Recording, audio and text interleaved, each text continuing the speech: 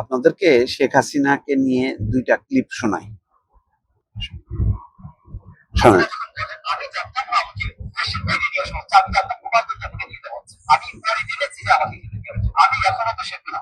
যখন জয়শঙ্কর তিনি পার্লামেন্টে দাঁড়িয়ে বললেন যে না, হাসিনা আগের দিন থেকে আমি শেষ করতাম, আগের দিন থেকে আমাদের সাথে যোগাযোগ করছিলেন যে সাময়িক আশ্রয় দেওয়া যায় কিনা, এর মাধ্যমে আমি মনে করি জয়শঙ্কর আপনার একবার পুরো মুহূর্তে হাতে লেগে গিয়েছিলেন যে হাসিনা নিজের পার্লামেন্টের জন্য ব্যবস্থা করছিলেন। হাসিনা যখন বলেন আমি জানতাম না আমাকে দেশের বাইরে নিয়ে আসা। শুনলেন একটা, আরেকটা শোনাই।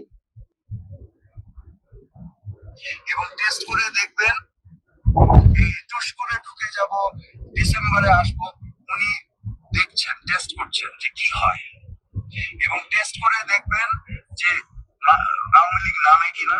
নামলে নির্যাতিত নিপীড়িত হবে কিন্তু সাধারণ নেতা কর্মী, উনি কিন্তু আসবেন না। কারণ ওনার এবং ওনার পরিবার এবং ওনার এই যে সুবিধাবাদী গোষ্ঠী কিন্তু লক্ষ লক্ষ কোটি টাকার পাহাড়ের উপর বসে আছে বিদেশে, আরাম করেই আছে তারা। এই টুস করে ঢুকে যাব ডিসেম্বরে।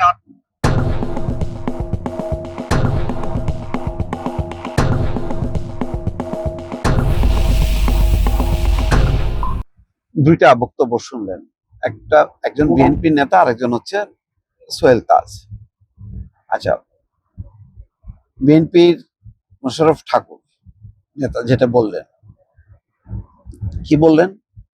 শেখ হাসিনা বলেছেন যে তাকে নিয়ে যাওয়া হচ্ছিল গোপালগঞ্জ নিরাপত্তার কারণে। তিনি জানতেন না যে তাকে দিল্লিতে পাঠানো হবে। তার মানে যদি দিল্লিতে যাওয়ার প্রশ্ন আসতো তাহলে তিনি যেতেন না, তিনি মানে দেশেই থাকতেন ঝুঁকি নিয়ে। কারণ তিনি দেশ ছাড়বেন কেন, তিনি তো প্রধানমন্ত্রী। আর জয়শঙ্কর কি বললেন, ভারতের পররাষ্ট্রমন্ত্রী, যে আগের দিন থেকে যোগাযোগ, শেখ হাসিনা সাময়িক আশ্রয় চান নিরাপত্তার কারণে, আগের দিন থেকে যোগাযোগ চলছে। তাহলে এস জয়শঙ্কর কি মিথ্যে কথা বলেছেন? পার্লামেন্টে মিথ্যে কথা বলেননি। এস জয়শঙ্কর যেটা প্রকৃত তথ্য, সেই তথ্যটাই পার্লামেন্টকে দিয়েছেন। কিন্তু শেখ হাসিনা বলছেন কি, তিনি জানতেন না তাকে কোথায় নিয়ে যাওয়া হচ্ছে, তিনি জানতেন যে তাকে গোপালগঞ্জে নিয়ে যাওয়া হয়েছে, তাকে দিল্লিতে আনা হয়েছে। এটা কোনো কথা? তারপরের কথাটা দেখেন, এই যে তিনি ওই যে টুস করে ঢুকে পড়বেন, এটা একটা পরীক্ষা। দেখতেছে যে তার আসার খবরে বাংলাদেশ আন্দোলিত হয় কিনা, বাংলাদেশের মানুষ জেগে ওঠে কিনা, এই পরীক্ষা নিরীক্ষাগুলি চালাচ্ছে। এবং এই দুটাই হচ্ছে একেবারে ভুল প্রমাণিত হচ্ছে এবং উল্টা হচ্ছে। কি হচ্ছে? অল্প কিছু সংখ্যক আওয়ামী লীগ নেতা কর্মী, যারা ওই যে মহিউদ্দিন আহমেদ বলছেন, যারা অন্ধ হাসিনার নামে, তারা বের হচ্ছেন, গ্রেপ্তার হচ্ছেন, কারাগারে ঢুকছেন, জামিনও পাচ্ছেন না, নির্যাতিত হচ্ছেন। কিন্তু আবার সোহেল তাজ কি বললেন, যে তার পরিবারের আত্মীয় স্বজন একজনও নাই, সব টাকার পাহাড়ের উপর বসে আছে বিদেশে। এই কথাটা কি মিথ্যা? আওয়ামী লীগের মানে নির্যাতিত নিবেদিত লোকজনই বলুক যে শেখ হাসিনার পরিবারের কোন সদস্যটা খুব দুঃখের মধ্যে আছে, একটাও বলতে পারবে না। তার মানে বাংলাদেশকে নিয়ে এখনো খেলতেছে, বাংলাদেশের মানুষকে নিয়ে খেলতেছে শেখ হাসিনা। যদি লেগে যায়, যদি বাংলাদেশের মানুষ উদ্বুদ্ধ হয়, বিষয়টা এত সোজা না।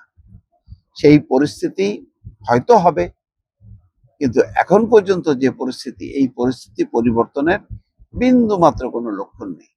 বাংলাদেশের মানুষের হতাশা আছে, জিনিসপত্রের দাম বাড়ছে, বেকারত্ব বাড়ছে, জিনিসপত্রের দাম বাড়ছে, অনেক কিছুই সমস্যা আছে। কিন্তু তার বিকল্প হিসেবে তারা এটা মনে করে না যে শেখ হাসিনা আসলে এই দুর্দশা থাকবে না, এবং শেখ হাসিনা আসুক। হ্যাঁ, কেউ কেউ রাগ করে বলে যে আসলে শেখ হাসিনারই দরকার ছিল, কারণ তারেক রহমান কঠিন কঠোর পদক্ষেপ নিচ্ছে না, সেই কারণে। কিন্তু কঠিন কঠোর পদক্ষেপ যে নেবে না, এটা কি আমরা 6 মাসে বলতে পারি? সামনের 4.5 বছর আছে, কখন সরকার ঘুরে দাঁড়াবে? সরকার এখনো গোছাচ্ছে অনেক কিছু, কিছু সংকটের কারণে তার পরিকল্পনা সরকারটা ব্যাহত হচ্ছে। যেমন ইরান যুদ্ধের কারণে তেলের পরিস্থিতি কারণে সরকার বেকায়দায় আছে সত্যি, কিন্তু এটা তো আর চিরকাল থাকবে না। আর চিরকাল নরম হয়ে চলবে তাও না। যখন শক্ত কঠিন হবে তখন কি হবে? আস্তে আস্তে শেখ হাসিনার স্মৃতি ভুলে যাবে। আর ২-৩ বছর গেলে শেখ হাসিনার আবেদন বাংলাদেশে এমনিতেই আর থাকবে না।